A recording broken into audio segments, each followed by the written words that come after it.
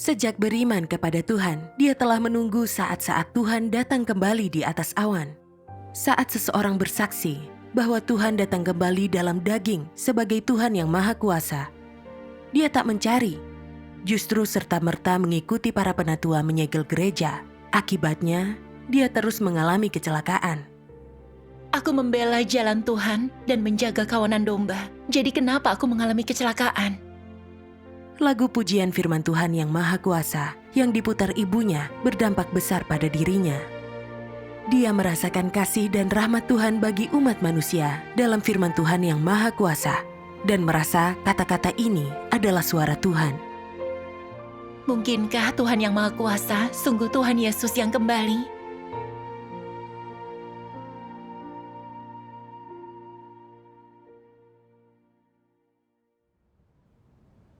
Persekutuan Muyu menyadarkanku. Aku tahu kenapa. Saat Tuhan Yesus membicarakan dia kembali, dia menyebutkan kedatangan anak manusia. Anak manusia datang. Dan anak manusia saat hari kedatangannya tiba. Dia terus menekankan anak manusia.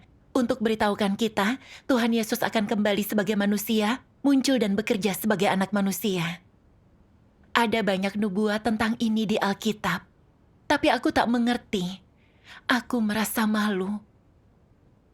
Aku senang bisa mendengarkan persekutuan Muyu. Jika hanya dengarkan khotbah pendeta dan penatua, sekarang aku masih menatap awan, menunggu Tuhan turun. Pada akhirnya, aku hanya akan disingkirkan Tuhan. Iya.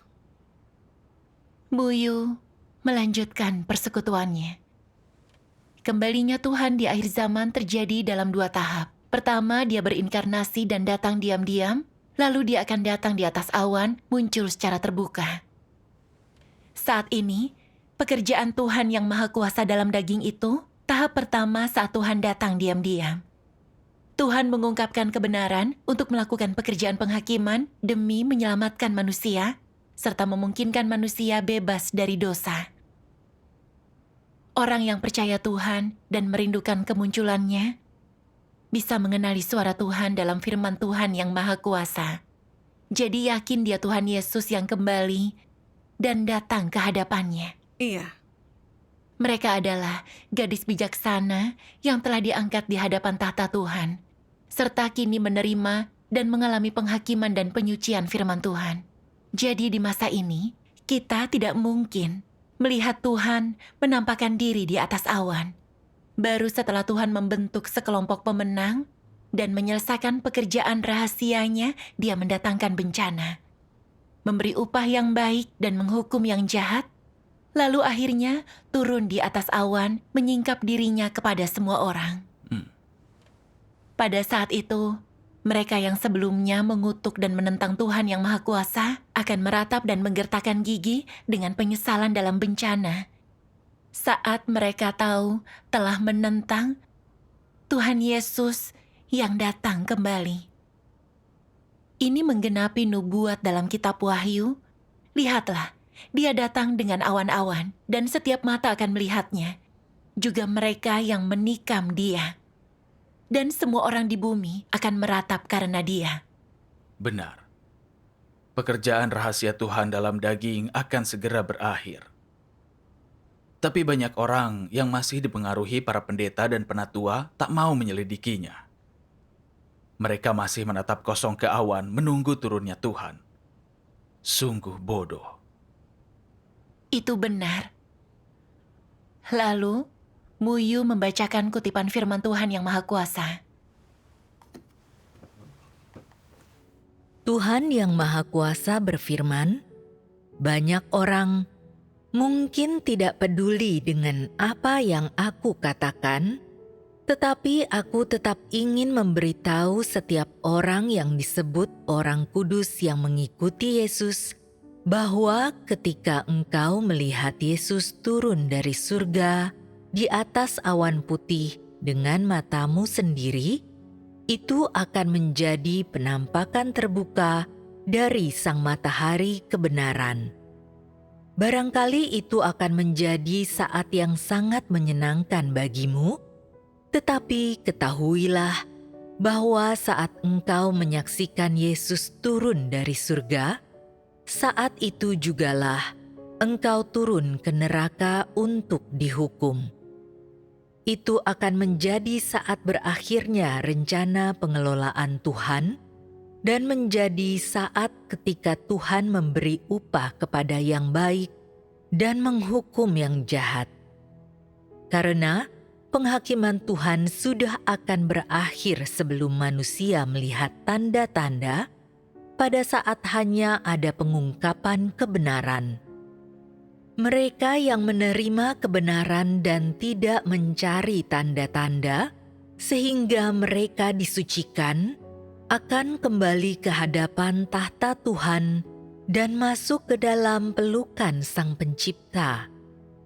Hanya mereka yang bersikeras percaya bahwa Yesus yang tidak datang kembali di atas awan putih adalah Kristus palsu akan menerima hukuman abadi, karena mereka hanya percaya kepada Yesus yang menunjukkan tanda-tanda, tetapi tidak mengakui Yesus yang menyatakan penghakiman yang berat dan menunjukkan jalan sejati dan kehidupan. Jadi, hanya dengan cara itulah Yesus membereskan mereka pada saat Dia secara terbuka datang kembali di atas awan putih. Mereka terlalu keras kepala, terlalu percaya diri, terlalu congkak. Bagaimana mungkin orang-orang yang tidak berakhlak itu bisa diberi upah oleh Yesus? Kedatangan Yesus kembali adalah keselamatan besar bagi orang-orang yang mampu menerima kebenaran, tetapi bagi mereka yang tidak dapat menerima kebenaran, itu adalah tanda penghukuman. Engkau sekalian harus memilih jalanmu sendiri dan jangan menghujat Roh Kudus dan menolak kebenaran. Jangan menjadi orang yang bebal dan congkak, tetapi jadilah orang yang menaati tuntunan Roh Kudus, yang merindukan dan mencari kebenaran. Hanya dengan cara inilah engkau sekalian akan mendapatkan manfaat. Amin. Setelah mendengar firman-Nya, ku kesampingkan harga diriku dan sadar aku punya gagasan dan imajinasi tentang kedatangan Tuhan. Tak heran aku tak melihat Tuhan turun ke awan setelah bertahun-tahun. Dia telah berinkarnasi dan datang diam-diam mengungkapkan firman untuk menyelamatkan manusia. Dan hanya akan muncul di awan setelah membentuk sekelompok pemenang. Namun aku telah ditipu pendeta, mengambil kutipan di luar konteks dan berpegang pada kata-kata harfiah Alkitab. Aku hampir kehilangan kesempatan menyambut Tuhan dan ditinggalkannya. Itu nyaris sekali. Iya. Muyu melanjutkan persekutuannya. Kita semua tahu, 2000 tahun yang lalu semua orang Israel menunggu Mesias. Tapi saat Tuhan Yesus datang dan bekerja, orang Farisi berpegang pada kata-kata harfiah kitab suci dan punya banyak gagasan tentang kedatangan Mesias. Mereka percaya Tuhan akan bernama Mesias, lahir dalam keluarga bangsawan, punya status dan kekuasaan raja, serta akan membebaskan mereka dari kekuasaan pemerintah Romawi. Namun, saat Tuhan Yesus datang, Dia tak bernama Mesias. Dia dilahirkan dalam keluarga rakyat jelata, lahir di kandang, dan tak terlalu tinggi atau mengesankan. Dia bahkan ditindas dan dianiaya. Mereka menyangkal dan mengutuk dia, lalu akhirnya memaku dia di kayu salib, melakukan dosa mengerikan, mendatangkan kutukan dan hukuman Tuhan, serta menyebabkan penaklukan Israel selama 2000 tahun. Itu adalah pelajaran yang brutal. Penting bagi kita merenungkan akar penyebab kegagalan mereka. Jika kita tak mengambil pelajarannya, maka dalam hal kedatangan Tuhan, kita mudah mengikuti jalan menentang Tuhan yang ditempuh orang Farisi. Iya. Saat saudari itu selesai, dia membaca kutipan lain firman Tuhan yang Maha Kuasa. Apa engkau ingin tahu akar penyebab dari orang Farisi menentang Yesus? Apakah engkau ingin tahu esensi orang-orang Farisi? Mereka penuh dengan hayalan tentang Mesias. Terlebih, mereka hanya percaya Mesias akan datang, tapi mereka tak mengejar kebenaran hidup. Jadi, sampai hari ini mereka masih menunggu Mesias. Karena mereka tak punya pengetahuan tentang jalan kehidupan dan tidak tahu apa itu jalan kebenaran. Menurutmu, bagaimana mungkin orang-orang bodoh, keras kepala dan bebal seperti itu bisa mendapatkan berkat Tuhan? Bagaimana mereka bisa melihat Mesias? Mereka menentang Yesus karena mereka tidak mengetahui arah pekerjaan Roh Kudus, karena mereka tidak mengetahui jalan kebenaran yang diucapkan Yesus, dan terlebih lagi, karena mereka tidak memahami Mesias. Dan karena mereka tidak pernah melihat Mesias dan tidak pernah bersamanya, mereka membuat kesalahan dengan teguh pada nama Mesias sambil menentang esensi Mesias dengan segala cara yang memungkinkan. Orang-orang Farisi ini pada esensinya keras kepala, congkak, dan tidak menaati kebenaran. Prinsip kepercayaan mereka kepada Tuhan adalah, sedalam apapun khotbahmu, setinggi apapun otoritasmu, engkau bukan Kristus, kecuali jika engkau disebut Mesias. Apakah keyakinan ini tidak masuk akal? Dan apa keyakinan ini konyol? Amin. Amin. Muyu bersekutu. Tuhan yang Maha Kuasa mengungkap esensi dan akar penyebab penentangan orang Farisi pada Tuhan Yesus. Itu karena natur mereka yang keras kepala dan congkak, juga karena mereka membenci kebenaran. Mereka tak pahami pekerjaan Tuhan dan teguh pada kata-kata harfiah kitab suci, membatasi pekerjaan Tuhan menurut gagasannya sendiri. Bahkan saat Tuhan Yesus mengungkapkan banyak kebenaran dan melakukan banyak mukjizat, mereka masih tak mencari atau menerima ini. Mereka dengan keras kepala berpegang pada kitab suci harfiah, berusaha mendapatkan pengaruh, mengutuk dan menentang Tuhan, akhirnya menyalibkan Dia. Jadi, saat memikirkan kedatangan Tuhan pada akhir zaman, hanya dengan belajar dari pelajaran brutal kegagalan orang Farisi, melepas gagasan kita dan menyelidiki pekerjaan Tuhan, barulah kita bisa berharap menyambut Tuhan. Ah, benar. Saat ini, para pendeta dan penatua dunia keagamaan sama seperti orang Farisi. Saat orang bersaksi tentang kedatangan Tuhan, mereka tak menyelidikinya. Bahkan dengan keras kepala berpegang teguh pada ayat Alkitab. Berkata, yang mengaku Tuhan Yesus tapi tak datang di atas awan itu Kristus palsu, menentang Tuhan yang Maha Kuasa dan mencegah orang percaya menyelidiki jalan yang benar. Ah, iya.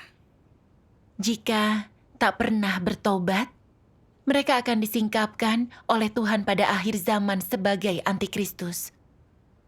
Seusai pekerjaan penyelamatan Tuhan, mereka akan menangis saat ditelan bencana yang belum pernah terjadi.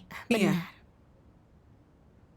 Mendengar ini membuatku takut dan gemetar. Kupikirkan perilakuku. Aku berpegang pada kata-kata harfiah Alkitab dalam menyambut Tuhan. Percaya bahwa Tuhan akan datang di atas awan. Saat mendengar orang berkata Tuhan Yesus telah kembali, bukan hanya aku tak menyelidiki, tapi mendukung para pendeta dan penatua mengutuk mereka menyebarkan berbagai rumor untuk memfitnah Tuhan yang Maha Kuasa, serta menghalangi orang percaya menyelidiki jalan yang benar. Tidak ada perbedaan antara perilakuku dan orang Farisi yang menentang Tuhan Yesus. Aku adalah orang Farisi zaman modern, penghalang orang percaya menyelidiki jalan yang benar. Jika bukan karena belas kasih Tuhan, lewat persekutuan Muyu tentang kebenaran, yang memungkinkanku mendengar suara Tuhan, orang keras kepala dan tak menerima kebenaran sepertiku akhirnya akan ditinggalkan, disingkirkan, dikutuk, dan dihukum oleh Tuhan. Benar sekali. dalam hal menyambut Tuhan, mereka yang tak ingin cari kebenaran dan serta merta menentang dan mengutuk, mereka menyinggung watak Tuhan. Benar.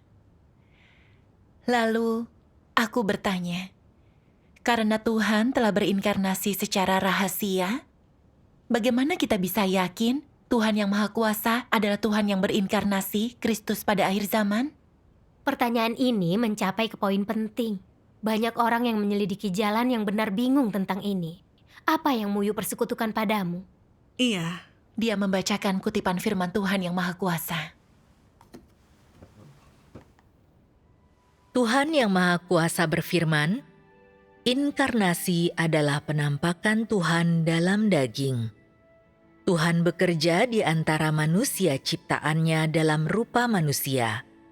Jadi, agar Tuhan berinkarnasi, pertama-tama Dia harus menjadi daging dengan kemanusiaan yang normal. Ini adalah prasyarat paling mendasar. Faktanya, implikasi dari inkarnasi Tuhan adalah bahwa Tuhan hidup dan bekerja dalam daging. Tuhan di dalam esensinya menjadi daging, menjadi seorang manusia. Tuhan yang berinkarnasi disebut Kristus, dan Kristus adalah daging yang dikenakan oleh Roh Tuhan. Daging ini tidak seperti manusia manapun yang terbuat dari daging. Perbedaan ini dikarenakan Kristus bukanlah berasal dari daging dan darah. Dia adalah inkarnasi roh. Dia memiliki kemanusiaan yang normal sekaligus keilahian yang lengkap. Keilahiannya tidak dimiliki oleh manusia manapun. Kemanusiaannya yang normal menunjang semua kegiatan normalnya dalam daging, sementara keilahiannya melaksanakan pekerjaan Tuhan sendiri. Dia yang adalah Tuhan yang berinkarnasi akan memiliki esensi Tuhan, dan Dia yang adalah Tuhan yang berinkarnasi akan memiliki pengungkapan Tuhan. Karena Tuhan menjadi daging, Dia akan melaksanakan pekerjaan yang ingin Dia lakukan, dan karena Tuhan menjadi daging, Dia akan mengungkapkan siapa Dia dan akan dapat membawa kebenaran kepada manusia, menganugerahkan hidup kepadanya, dan menunjukkan jalan kepadanya. Daging yang tidak memiliki esensi Tuhan pasti bukan Tuhan yang berinkarnasi. Ini tidak diragukan lagi. Jika manusia berniat untuk menyelidiki apakah daging itu adalah daging inkarnasi Tuhan, manusia harus menegaskannya dari watak yang dia ungkapkan dan perkataan yang dia ucapkan. Dengan kata lain, untuk menegaskan apakah itu adalah daging inkarnasi Tuhan atau bukan, dan apakah itu jalan yang benar atau bukan, orang harus membedakan berdasarkan esensinya.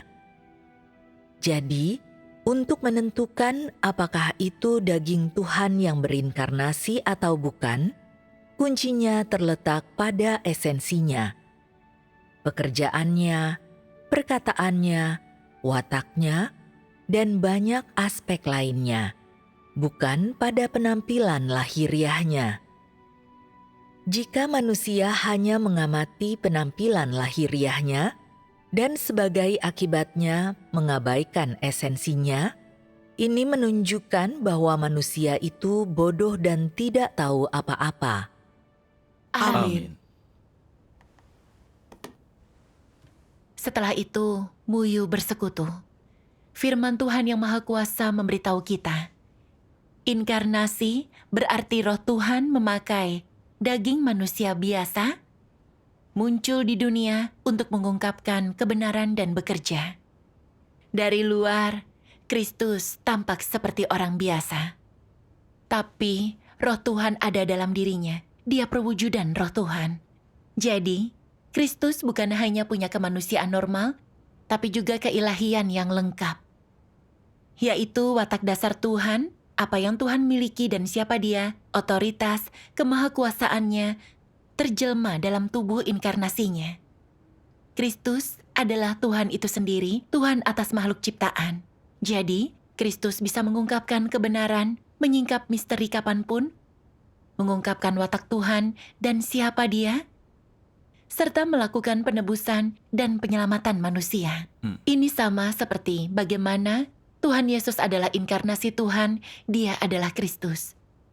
Meskipun Tuhan tampak seperti orang biasa dari luar dan sungguh hidup di antara manusia, Dia mampu mengungkapkan kebenaran dan menyingkap misteri kerajaan surga, juga memberi manusia jalan pertobatan.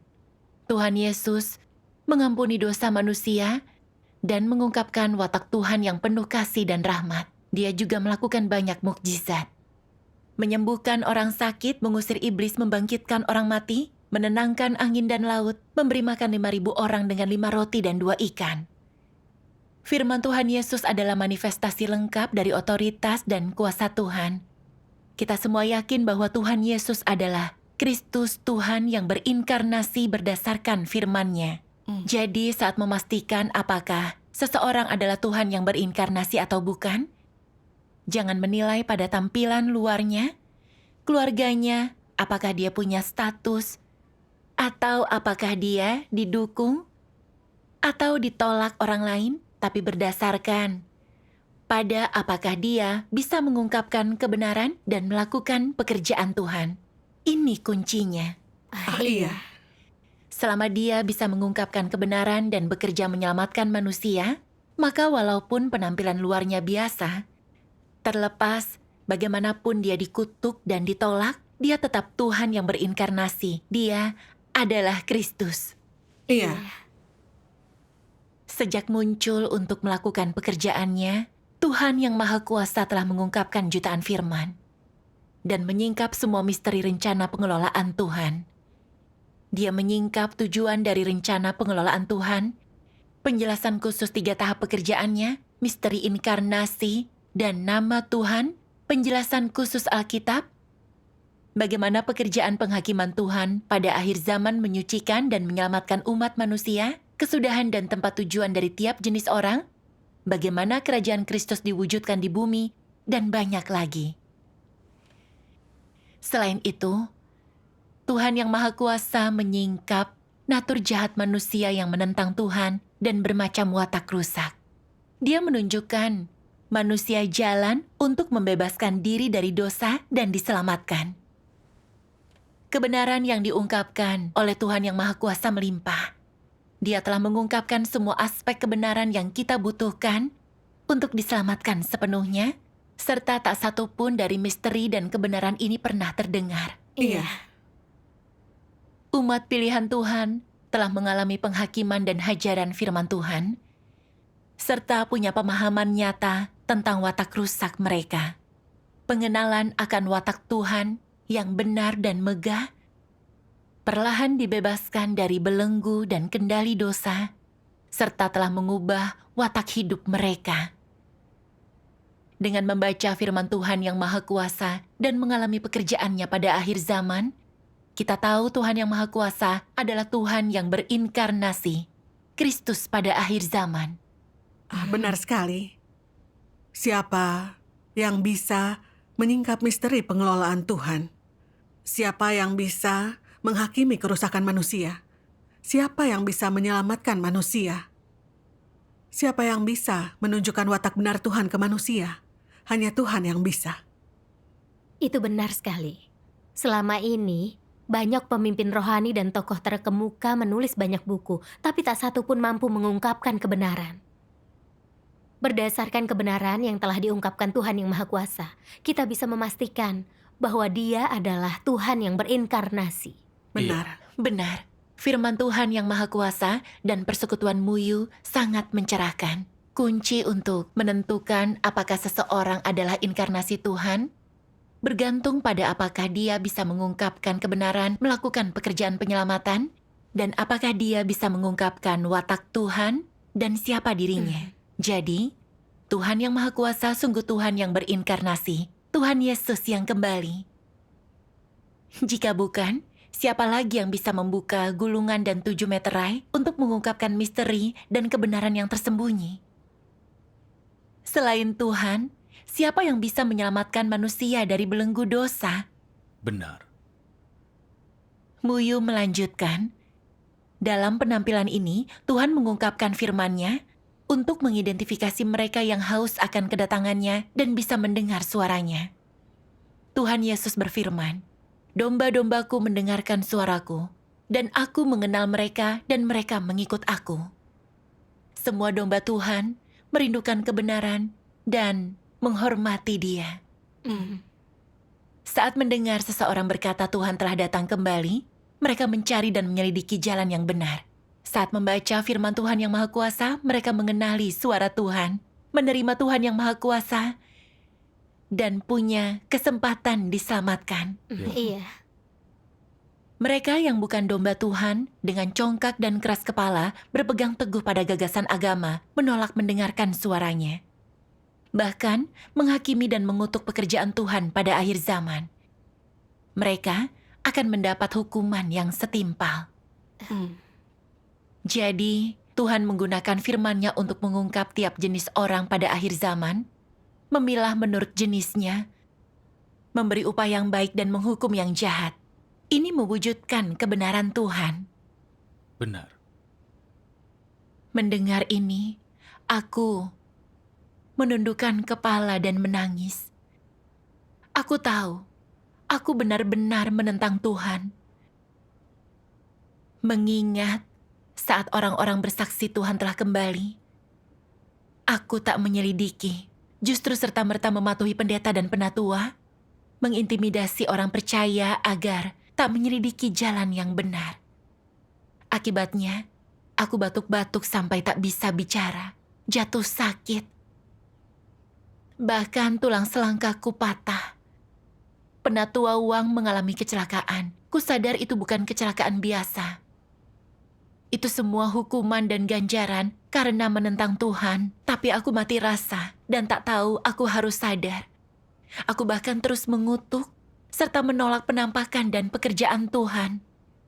Berpikir aku menjaga jalan Tuhan dan melindungi kawanan domba. Aku sangat mati rasa. Bahkan dalam mimpi terliarku tak kubayangkan kilat dari timur. Yang terus kufitnah dan kulawan sebenarnya Tuhan Yesus yang telah lama kunantikan. Aku sedih dan menyesal serta membenci diriku karena begitu buta dan bodoh. Aku percaya Tuhan tanpa mengenal pekerjaannya. Bahkan ikut menentang Tuhan dan mencegah orang-orang percaya menyelidiki jalan yang benar. Berdasarkan perilakuku, aku layak dihukum Tuhan. Namun Tuhan tak menindakku berdasarkan pelanggaranku, bahkan menggunakan ibuku yang memainkan lagu pujian firman-Nya berulang-ulang untuk kudengar. Dan persekutuan Muyu tentang kebenaran, agar hatiku yang mati rasa bisa tersadar dan mendapatkan pemahaman agar aku menerima pekerjaan Tuhan. Syukur kepada Tuhan yang Maha Kuasa atas belas kasih-Nya. Syukur kepada Tuhan. Mendengarkan suara Tuhan itu kunci menyambut kedatangannya kembali. Jika kita ingin memastikan seseorang itu Tuhan yang berinkarnasi dan anak manusia, satu-satunya jalan adalah memahami ini berdasarkan perkataan yang diungkapkannya. Benar. Lalu, aku melahap firman Tuhan yang Maha Kuasa. Melalui firman-Nya, aku tahu arti dari tiap nama Tuhan di zaman berbeda, penjelasan khusus Alkitab, dan bagaimana iblis merusak manusia, dan cara Tuhan menyelamatkan kita. Ku tahu, natur jahat manusia itu akar penyebab dosa dan penentangan kita pada Tuhan. Serta tahu cara mencari untuk membersihkan diri dan mencapai penyelamatan. Aku melihat bahwa firman dan pekerjaan Tuhan yang Maha Kuasa sepenuhnya menggenapi firman Tuhan Yesus. Ada banyak hal lain yang bisa kukatakan, tapi engkau tak bisa menerima semuanya itu saat ini. Namun saat Dia, Roh kebenaran itu datang, Dia akan menuntunmu ke semua kebenaran. Karena Dia tak akan berbicara tentang dirinya, tapi akan menyampaikan segala hal yang telah didengarnya. Dan Dia akan menunjukkan hal-hal yang akan datang kepadamu. Amin. Firman Tuhan yang Maha Kuasa mengatasi banyak kebingungan dan gagasan keliruku. Aku pun yakin ini adalah ucapan pribadi Tuhan. Tuhan yang Maha Kuasa adalah Tuhan Yesus yang telah kunantikan. Aku merasa seperti anak kecil yang hilang dan akhirnya bertemu ibunya lagi. Lalu ku peluk buku firman Tuhan dan menangis. Aku membenci diriku karena tak mengenali Tuhan dengan gegabah mengutuk pekerjaan Tuhan pada akhir zaman, serta menjadi penghalang orang percaya menyelidiki jalan yang benar. Aku telah menjadi pemberontak dan musuh Tuhan. Menyadari ini, aku sangat menyesal dan memutuskan untuk segera menyebarkan Injil, membawa orang-orang yang telah kutipu kembali ke kawanan, serta menebus pelanggaran masa laluku untuk menghibur Tuhan. Syukur kepada Tuhan. Setelah itu, aku bergabung dengan para pengkhotbah Injil. Sambil membagikan Injil, aku sering memberitahu bagaimana aku dulu teguh pada kata-kata harfiah Alkitab dan menentang Tuhan. Aku meminta mereka belajar dari kegagalanku, dan kubagikan firman Tuhan yang Maha Kuasa agar mereka bisa mendengar suara Tuhan. Melihat makin banyak orang menerima pekerjaan Tuhan pada akhir zaman, aku merasa sangat bahagia, masuk akal, dan damai. Syukur kepada Tuhan. Mengingat jalan yang dulu kutempuh. Dari menentang Tuhan hingga ditaklukkan oleh firman-Nya, kulihat upaya sungguh-sungguh yang Tuhan kerahkan untukku. Meski aku sangat memberontak, Tuhan tak meninggalkanku. Bahkan mengizinkanku mendengar suaranya dan menyambut Dia. Ini kasih dan penyelamatan Tuhan yang besar. Syukur kepada Tuhan yang Maha Kuasa. Syukur kepada Tuhan.